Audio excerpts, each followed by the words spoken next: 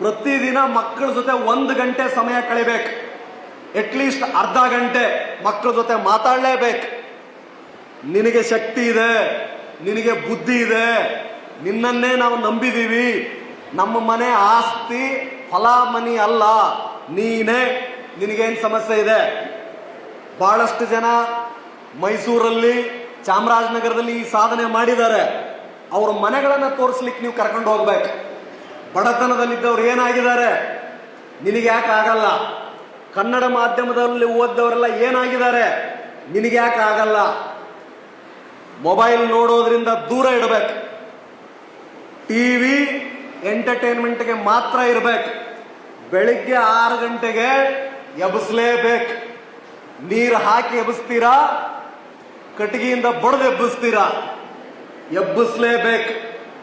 ಮಕ್ಕಳನ್ನ ಮೊದಲ 25 ವರ್ಷ ನೀವು ಸರಿಯಾಗಿ ನೋಡ್ಕೊಳ್ಳದೆ ಹೋದ್ರೆ ಅವ್ರನ್ನೆಲ್ಲ ಪೊಲೀಸ್ ಸ್ಟೇಷನ್ನಲ್ಲಿ ನೀವು ಬಿಡಿಸ್ಬೇಕಾಗತ್ತೆ. ನೀವು ಏನಾದರೂ ಮೊದಲ 25 ವರ್ಷ ಮಕ್ಕಳನ್ನ ಕಣ್ಣಲ್ಲಿ ಎಣ್ಣೆ ಹಾಕೊಂಡು ಕಾದ್ರೆ ಆ ಪೊಲೀಸ್ ಸ್ಟೇಷನ್ನಲ್ಲಿ ನ್ಯಾಯ ವಿತರಿಸುವ ಅಧಿಕಾರಿ ಅವರು ಆಗ್ತಾರೆ. ಇದು ಬೆಳೆ ಬೆಳೆದಂಗೆ. ರೈತ ಏನಾದರೂ ಬೆಳೆ ಬೀಜ ಬಿಟ್ಟು ಹಂಗೆ ಕೈ ಬಿಟ್ಟು ಬಿಡ್ತಾರ? ಬೀಜ ಏನೋ ಬಿತ್ತಿರ್ತೀವಿ, ಕಳೆ ತಾನಾಗೆ ಬೆಳೆಯುತ್ತೆ. ಕಳೆ ಯಾರು ಬಿತ್ತಲ್ಲ, ಯಾರು ನಾಟಿ ಮಾಡಲ್ಲ, ತಾನೇ ಬೆಳೆಯುತ್ತೆ. ಮಕ್ಕಳನ್ನ ನಾವು ಜನ್ಮ ಕೊಟ್ಟ ಮೇಲೆ ಆ ದುಶ್ಚಟಗಳನ್ನು ಕಳೆ ತಂತಾನೇ ಬರ್ತದೆ. ಫೋನಿಂದ ಬರುತ್ತೆ, ಶಾಲೆಯಿಂದ ಬರುತ್ತೆ, ಮಾರ್ಕೆಟಿಂದ ಬರುತ್ತೆ, ಸಹವಾಸದಿಂದ ಬರುತ್ತೆ.